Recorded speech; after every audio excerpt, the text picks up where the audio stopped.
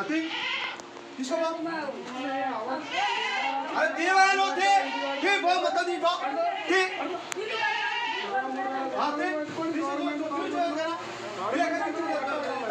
దగ్గర కామెంట్ పెట్టుకో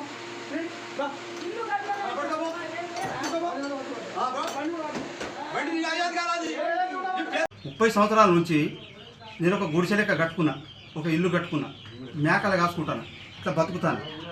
కానీ 30 సంవత్సరాల నుంచి ఏ అధికారి వచ్చి నా దగ్గరికి వచ్చి ఇలా నువ్వు అది కట్టాలి ఇది కట్టాలని నాకు అనలే.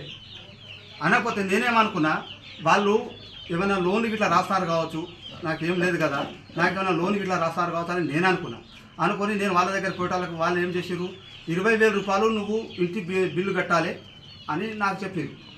సార్ మరి నాకు 20,000 రూపాయలు నేను ఏం పని చేసి కట్టగలుగుతాను, నా దగ్గర అయితే పైసలు ఏం లేవు కదా, నేను మేకలు కాసుకొని బతుకుతాను కదా అని నేను చెప్పేటాలకు లేదు నీ ఇంటి జప్తీ చేస్తాం అని అన్నారు వాళ్ళు. అనేటాలకు ఈ ఇల్లు ఇట్లా జప్తీ చేస్తారు కావచ్చు అని అనుకొని నేను భయపడి 5,500 రూపాయలు కట్టిన.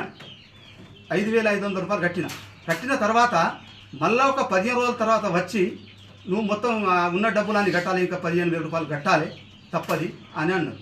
సార్ మరి నేను 15,000 రూపాయలు కడతా, మరి నాకు ఏ సవలతు లేదా, మరి నాకు రోడ్డు లేదా, నాకు సైడ్ కాలువ లేదా, నాకు కరెంట్ లేదా, మరి నేను ఏం చేయగలుగుతా, మరి నా దగ్గర ఏం లేవు కదా సార్, నేనైతే ఇప్పుడు కట్టలేను, నేను నా దగ్గర మీరు భయపెట్టిస్తేనే నేను 5,500 కట్టినా, లేకపోతే నేను కట్టబోతున్నాను. 20-30 సంవత్సరాల నుంచి నా దగ్గర ఎవ్వరు పైసలు అడగడానికి రాలే, నాకు అసలు తెలియదు ఇంటి గురించి అని నేను చెప్పిన.